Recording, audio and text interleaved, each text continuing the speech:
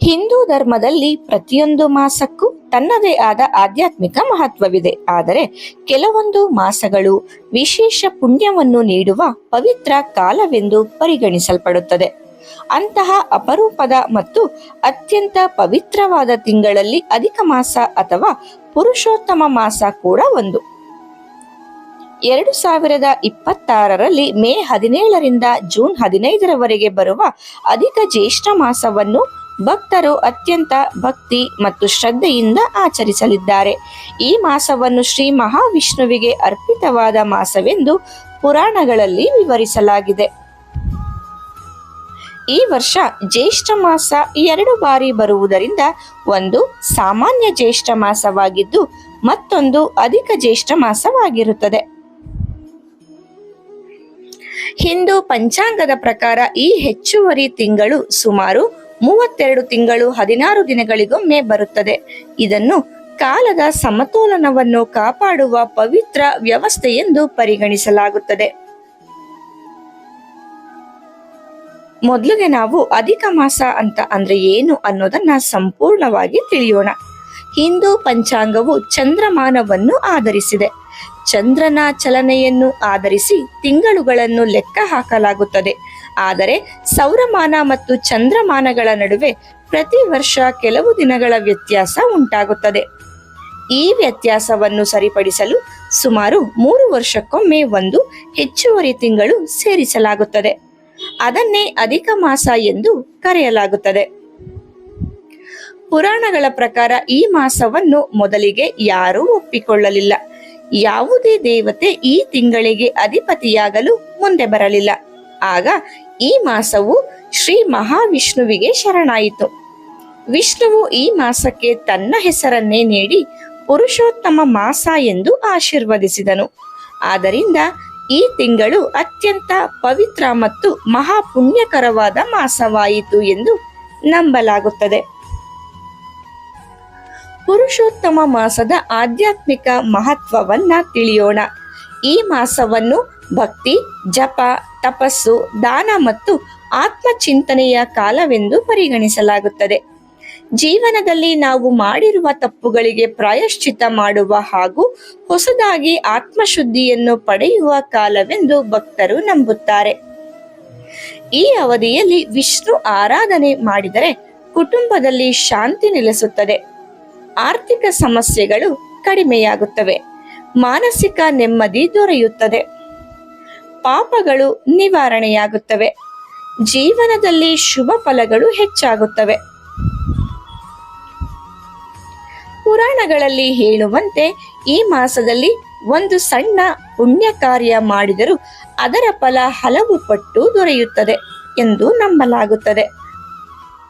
2026ರ ಅಧಿಕ ಮಾಸದ ಪ್ರಮುಖ ದಿನಾಂಕಗಳ ಬಗ್ಗೆ ನೋಡುವುದಾದರೆ, ಅಧಿಕ ಮಾಸ ಆರಂಭವಾಗುವುದು ಮೇ 17 ಭಾನುವಾರ, ಅಂತ್ಯವಾಗುವುದು ಜೂನ್ 15 ಸೋಮವಾರ.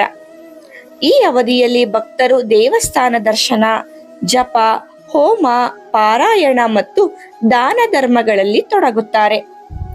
ಅಧಿಕ ಮಾಸದಲ್ಲಿ ಮಾಡಬೇಕಾದ ಪ್ರಮುಖ ಆಚರಣೆಗಳ ಬಗ್ಗೆ ತಿಳಿಯೋಣ. ಒಂದನೆಯದಾಗಿ ವಿಷ್ಣು ಪೂಜೆ. ಈ ಮಾಸವು ಶ್ರೀ ಮಹಾವಿಷ್ಣುವಿಗೆ ಅರ್ಪಿತವಾದುದರಿಂದ ಪ್ರತಿದಿನ ವಿಷ್ಣುವಿನ ಆರಾಧನೆ ಮಾಡುವುದು ಅತ್ಯಂತ ಶ್ರೇಷ್ಠವೆಂದು ಹೇಳಲಾಗಿದೆ. ಭಕ್ತರು ವಿಷ್ಣು ಸಹಸ್ರನಾಮ ಪಠಿಸಬೇಕು. ಓಂ ನಮೋ ನಾರಾಯಣಾಯ ಮಂತ್ರವನ್ನು ಜಪ ಮಾಡಬೇಕು. ಶ್ರೀಮದ್ ಭಾಗವತವನ್ನ ಓದಬೇಕು. ಗೀತಾ ಪಾರಾಯಣ ಮಾಡಬೇಕು. ತುಳಸಿ ಪೂಜೆ ಕಡ್ಡಾಯವಾಗಿ ಮಾಡಲೇಬೇಕು. ಸಂಜೆ ಸಮಯದಲ್ಲಿ ತುಪ್ಪದ ದೀಪ ಹಚ್ಚಿ ವಿಷ್ಣುವಿಗೆ ಪ್ರಾರ್ಥನೆ ಮಾಡಿದರೆ ಮನೆಗೆ ಧನ ಸಂಪತ್ತು ಮತ್ತು ಶಾಂತಿ ಬರುತ್ತದೆ ಎನ್ನುವ ನಂಬಿಕೆ ಇದೆ. ಎರಡನೆಯದು ಸತ್ಯನಾರಾಯಣ ಪೂಜೆ. ಅಧಿಕ ಮಾಸದಲ್ಲಿ ಸತ್ಯನಾರಾಯಣ ಸ್ವಾಮಿ ಪೂಜೆ ಮಾಡುವುದಕ್ಕೆ ವಿಶೇಷ ಮಹತ್ವವಿದೆ. ಕುಟುಂಬ ಸಮೇತ ಈ ಪೂಜೆ ಮಾಡಿದರೆ ಮನೆಯ ಕಲಹಗಳು ಕಡಿಮೆಯಾಗುತ್ತವೆ, ಆರ್ಥಿಕ ಸ್ಥಿತಿ ಉತ್ತಮವಾಗುತ್ತದೆ, ಮಕ್ಕಳಿಗೆ ವಿದ್ಯಾಭ್ಯಾಸದಲ್ಲಿ ಯಶಸ್ಸು ದೊರೆಯುತ್ತದೆ, ಕುಟುಂಬದಲ್ಲಿ ಒಗ್ಗಟ್ಟು ಹೆಚ್ಚಾಗುತ್ತದೆ. ಮೂರನೆಯದು ಪವಿತ್ರ ಸ್ನಾನ.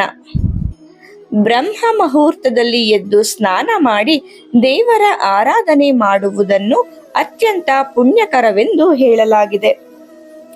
ಕೆಲವು ಭಕ್ತರು ನದಿ ಸ್ನಾನ ಅಥವಾ ತೀರ್ಥಕ್ಷೇತ್ರಗಳಿಗೆ ಭೇಟಿ ನೀಡಿ ಪೂಜೆ ಮಾಡುತ್ತಾರೆ. ನಾಲ್ಕನೆಯದು ದಾನ ಧರ್ಮ. ಅಧಿಕ ಮಾಸದಲ್ಲಿ ದಾನ ಮಾಡುವುದರಿಂದ ಅಕ್ಷಯ ಪುಣ್ಯ ದೊರೆಯುತ್ತದೆ ಎಂದು ನಂಬಲಾಗುತ್ತದೆ. ಅಧಿಕ ಮಾಸದಲ್ಲಿ ಮಾಡಬಹುದಾದ ದಾನಗಳ ಬಗ್ಗೆ ನೋಡೋದಾದ್ರೆ ಅನ್ನದಾನ, ವಸ್ತ್ರದಾನ, ದೀಪದಾನ, ಗೋದಾನ, ಹಣ್ಣು ಮತ್ತು ಧಾನ್ಯಗಳನ್ನ ದಾನ ಮಾಡಬಹುದು. ಹಸಿದವರಿಗೆ ಊಟ ನೀಡುವುದು ಅತ್ಯಂತ ದೊಡ್ಡ ಪುಣ್ಯ ಕಾರ್ಯವೆಂದು ಪುರಾಣಗಳು ಹೇಳುತ್ತವೆ. ಐದನೆಯದು ಉಪವಾಸ ಮತ್ತು ಏಕಾದಶಿ ವ್ರತ. ಅಧಿಕ ಮಾಸದಲ್ಲಿ ಬರುವ ಏಕಾದಶಿಗೆ ವಿಶೇಷ ಮಹತ್ವವಿದೆ. ಉಪವಾಸದಿಂದ ದೇಹ ಮತ್ತು ಮನಸ್ಸು ಶುದ್ಧಿಯಾಗುತ್ತದೆ ಎಂದು ನಂಬಲಾಗುತ್ತದೆ.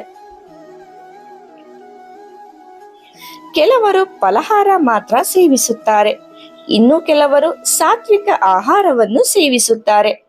ದಿನಪೂರ್ತಿ ಜಪ ಮತ್ತು ಧ್ಯಾನದಲ್ಲಿ ತೊಡಗುತ್ತಾರೆ.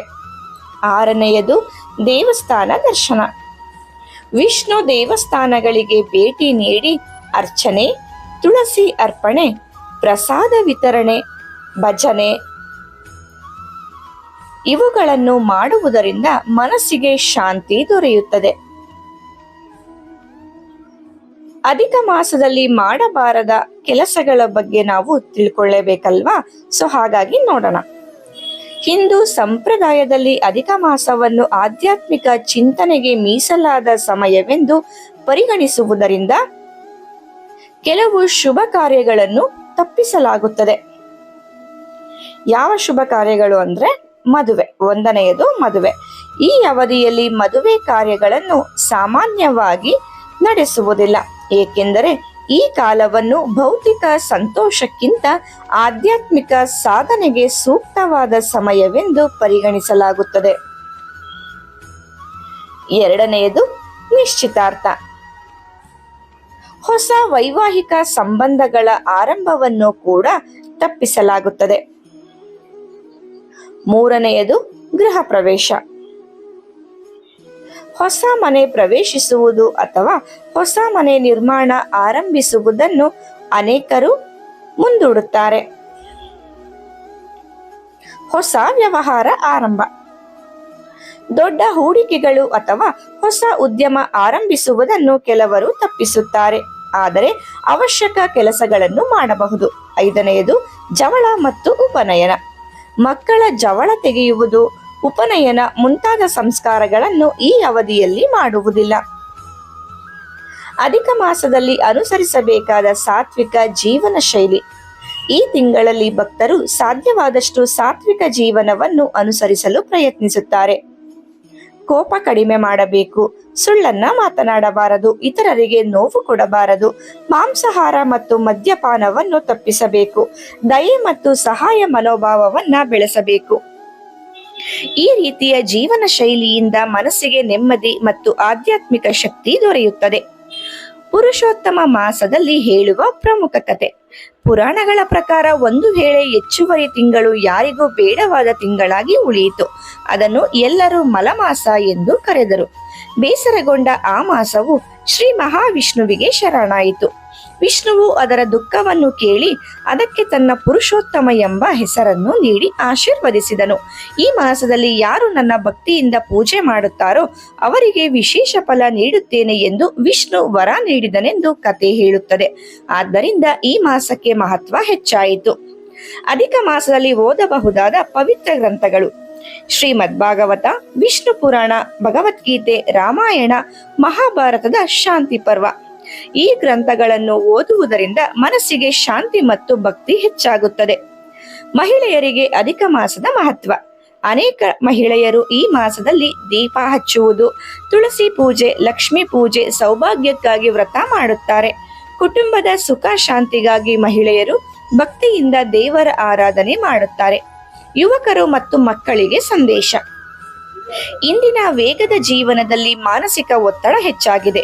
ಅಧಿಕ ಮಾಸ ನಮಗೆ ಮನಃಶಾಂತಿ, ಧ್ಯಾನ, ಆತ್ಮ ಪರಿಶೀಲನೆ, ಕುಟುಂಬದೊಂದಿಗೆ ಸಮಯ ಕಳೆಯುವುದು ಇವುಗಳ ಮಹತ್ವವನ್ನು ನೆನಪಿಸುತ್ತದೆ. ಈ ಸಮಯದಲ್ಲಿ ಮೊಬೈಲ್ ಮತ್ತು ಸಾಮಾಜಿಕ ಜಾಲತಾಣಗಳಿಂದ ಸ್ವಲ್ಪ ದೂರವಿದ್ದು ಆಧ್ಯಾತ್ಮಿಕ ಚಟುವಟಿಕೆಗಳಲ್ಲಿ ಭಾಗವಹಿಸಿದರೆ ಮನಸ್ಸು ಹಗುರವಾಗುತ್ತದೆ. ಅಧಿಕ ಮಾಸದ ದಾನದ ಮಹತ್ವ. ಪುರಾಣಗಳಲ್ಲಿ ದಾನಕ್ಕೆ ಅತ್ಯಂತ ದೊಡ್ಡ ಸ್ಥಾನ ನೀಡಲಾಗಿದೆ. ವಿಶೇಷವಾಗಿ ಈ ಮಾಸದಲ್ಲಿ ಹಸಿದವರಿಗೆ ಅನ್ನ, ಬಡ ವಿದ್ಯಾರ್ಥಿಗಳಿಗೆ ಪುಸ್ತಕ, ವೃದ್ಧರಿಗೆ ಸಹಾಯ, ಗೋಶಾಲೆಗಳಿಗೆ ದಾನ ಮಾಡುವುದರಿಂದ ಅಪಾರ ಪುಣ್ಯ ದೊರೆಯುತ್ತದೆ. ದೇವರು ಕೇವಲ ದೇವಸ್ಥಾನದಲ್ಲಿಲ್ಲ, ಅಗತ್ಯವಿರುವವರ ಸಹಾಯದಲ್ಲೂ ಇದ್ದಾನೆ ಎಂಬ ಸಂದೇಶವನ್ನು ಈ ಮಾಸ ನಮಗೆ ಕಲಿಸುತ್ತದೆ. ಅಧಿಕ ಮಾಸದಲ್ಲಿ ಹೇಳುವ ಸರಳ ಮಂತ್ರಗಳು: ಓಂ ನಮೋ ನಾರಾಯಣಾಯ, ಓಂ ವಿಷ್ಣವೇ ನಮಃ, ಶ್ರೀಕೃಷ್ಣ ಶರಣಂ ಮಮ, ಗೋವಿಂದ ಗೋವಿಂದ. ಈ ಮಂತ್ರಗಳನ್ನು ಭಕ್ತಿಯಿಂದ ಜಪಿಸಿದರೆ ಮನಸ್ಸಿಗೆ ನೆಮ್ಮದಿ ದೊರೆಯುತ್ತದೆ. ಅಧಿಕ ಮಾಸದ ವೈಜ್ಞಾನಿಕ ಅಂಶ. ಅಧಿಕ ಮಾಸವು ಕೇವಲ ಧಾರ್ಮಿಕ ನಂಬಿಕೆ ಮಾತ್ರವಲ್ಲ, ಇದರ ಹಿಂದೆ ಖಗೋಳ ಶಾಸ್ತ್ರದ ಮಹತ್ವವೂ ಇದೆ. ಚಂದ್ರಮಾನ ಮತ್ತು ಸೌರಮಾನಗಳ ನಡುವಿನ ವ್ಯತ್ಯಾಸವನ್ನು ಸರಿಪಡಿಸುವ ವ್ಯವಸ್ಥೆಯೇ ಅಧಿಕ ಮಾಸ. ಇದರಿಂದ ಪಂಚಾಂಗದ ಸಮಯ ಸರಿಯಾಗಿ ಹೊಂದಿಕೊಳ್ಳುತ್ತದೆ. ಆದ್ದರಿಂದ ಹಿಂದೂ ಸಂಪ್ರದಾಯದ ಹಿಂದೆ ವೈಜ್ಞಾನಿಕ ಚಿಂತನೆಯೂ ಇದೆ ಎಂಬುದನ್ನು ಇದು ತೋರಿಸುತ್ತದೆ. 2026ರ ಅಧಿಕ ಜ್ಯೇಷ್ಠ ಮಾಸವು ಕೇವಲ ಒಂದು ಹೆಚ್ಚುವರಿ ತಿಂಗಳಲ್ಲ, ಅದು ಭಕ್ತಿ, ಆತ್ಮಶುದ್ಧಿ ಮತ್ತು ಆಧ್ಯಾತ್ಮಿಕ ಬೆಳವಣಿಗೆಯ ಪವಿತ್ರ ಕಾಲ. ಈ ಮಾಸದಲ್ಲಿ ನಾವು ದೇವರ ಆರಾಧನೆ, ಜಪ, ದಾನ ಮತ್ತು ಸತ್ಕಾರ್ಯಗಳಲ್ಲಿ ತೊಡಗಿಕೊಂಡರೆ ಜೀವನದಲ್ಲಿ ಶಾಂತಿ, ನೆಮ್ಮದಿ, ಸಕಾರಾತ್ಮಕತೆ ಹೆಚ್ಚುತ್ತದೆ ಎಂಬ ನಂಬಿಕೆ ಇದೆ. ಭೌತಿಕ ಜೀವನದ ಓಟದಲ್ಲಿ ನಾವು ಮರೆಯುತ್ತಿರುವ ಮಾನವೀಯತೆ, ದಯೆ, ಧರ್ಮ ಮತ್ತು ಭಕ್ತಿಯನ್ನು ಮತ್ತೆ ನೆನಪಿಸುವ ಪವಿತ್ರ ಸಮಯವೇ ಪುರುಷೋತ್ತಮ ಮಾಸ. ಈ ಅಧಿಕ ಮಾಸದಲ್ಲಿ ಪ್ರತಿಯೊಬ್ಬರೂ ಒಳ್ಳೆಯ ಚಿಂತನೆ ಮಾಡೋಣ, ದೇವರನ್ನು ಸ್ಮರಿಸೋಣ, ಬಡವರಿಗೆ ಸಹಾಯ ಮಾಡೋಣ, ಕುಟುಂಬದವರೊಂದಿಗೆ ಸಂತೋಷದಿಂದ ಕಾಲ ಕಳೆಯೋಣ, ಮನಸ್ಸಿಗೆ ಶಾಂತಿ ನೀಡುವ ಕೆಲಸಗಳಲ್ಲಿ ತೊಡಗೋಣ. ಶ್ರೀ ಮಹಾವಿಷ್ಣುವಿನ ಕೃಪೆಯಿಂದ ಎಲ್ಲರ ಜೀವನದಲ್ಲೂ ಸುಖ, ಶಾಂತಿ, ಆರೋಗ್ಯ, ಸಮೃದ್ಧಿ ನೆಲೆಸಲಿ. ಇದೇ ರೀತಿ ಇನ್ನಷ್ಟು ಉಪಯುಕ್ತ ಮಾಹಿತಿಗಳಿಗೆ ನಮ್ಮ ಚಾನೆಲ್ ಅನ್ನು ಸಬ್ಸ್ಕ್ರೈಬ್ ಮಾಡಿ.